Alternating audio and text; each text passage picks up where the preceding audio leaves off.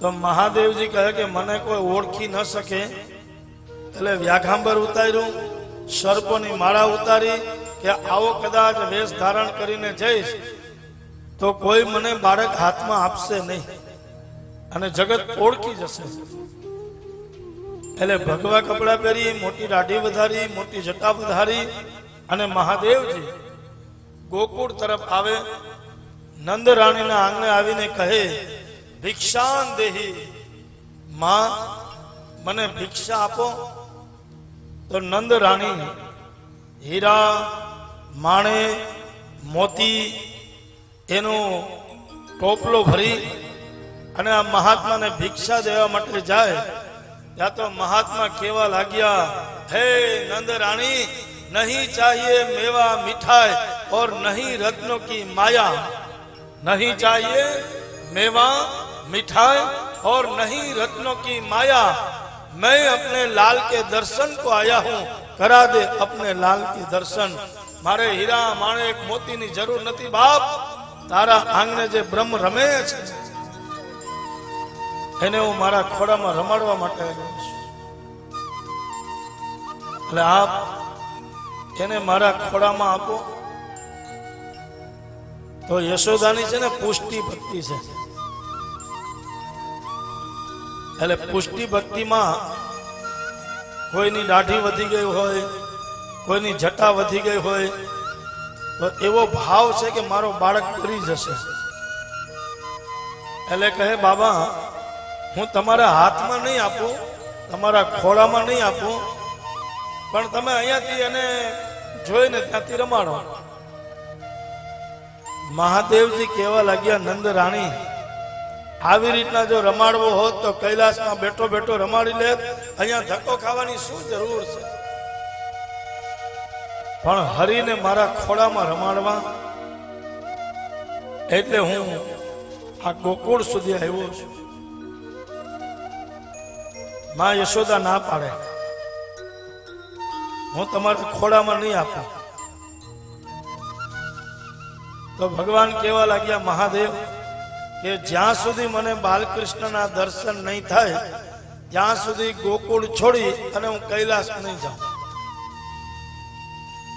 આપ ગોકુળ ગયા હશો એને ખબર હશે, નંદાલયની સામે એક મહાદેવજીનું મંદિર છે, શિવાલય. અને મહાદેવના મંદિરનું નામ છે આશેશ્વર મહાદેવ. જ્યાં સુધી મને કૃષ્ણના દર્શન નહીં થાય ત્યાં સુધી આશા રાખી અને હું નંદાલીની સામે સમાધિમાં બેસીશ.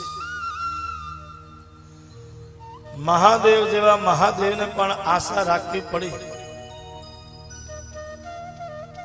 તો અહીંયા ભગવાને શું કર્યું? રડવાની શરૂઆત કરી.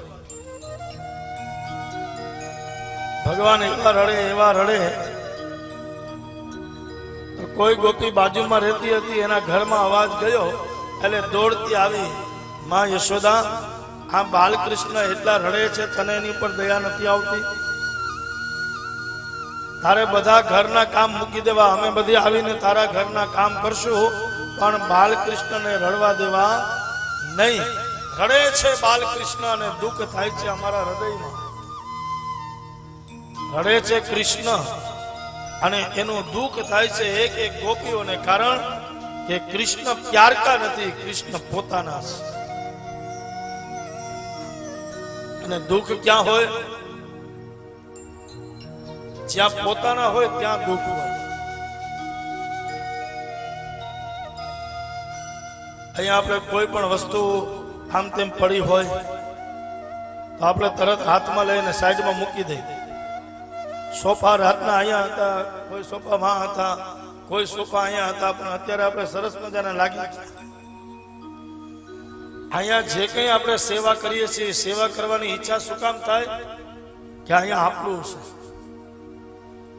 અને આપણું હોય ત્યાં સેવા કરવાની ઈચ્છા થાય. આપણું હોય ત્યાં કોઈને દુઃખ થાય તો એ દુઃખ આપણને પણ થાય. એટલે માં બાલકૃષ્ણ રડવા ન જોઈએ.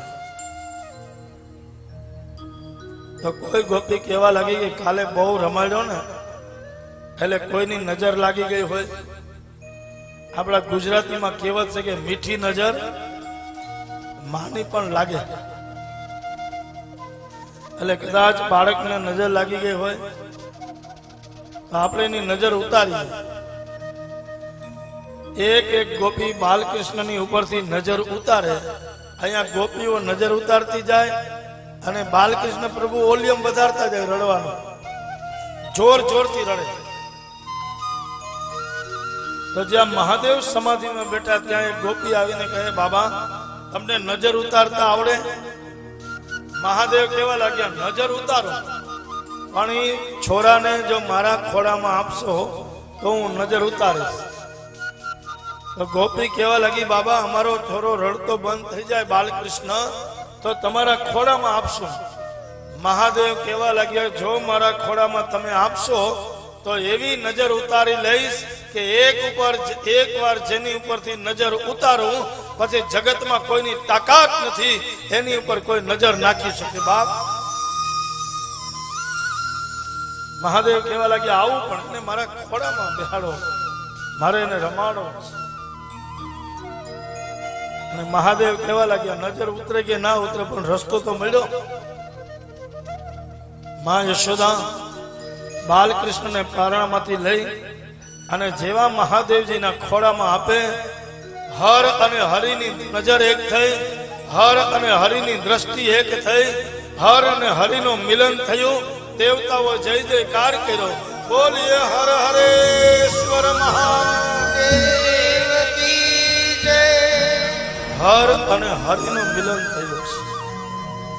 મહાદેવજી બાલકૃષ્ણને એવા ભાવથી એવા પ્રેમથી રમાડે, એવા પ્રેમથી રમાડે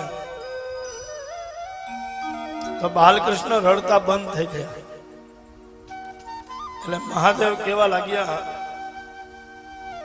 પ્રભુ હજી જરા રડજો, હું ઘણે દૂરથી આવ્યો છું ને એટલે જ્યાં સુધી હું રમાડી ન થાકું ને ત્યાં સુધી તમે રડવાનું બંધ નહીં કરતા.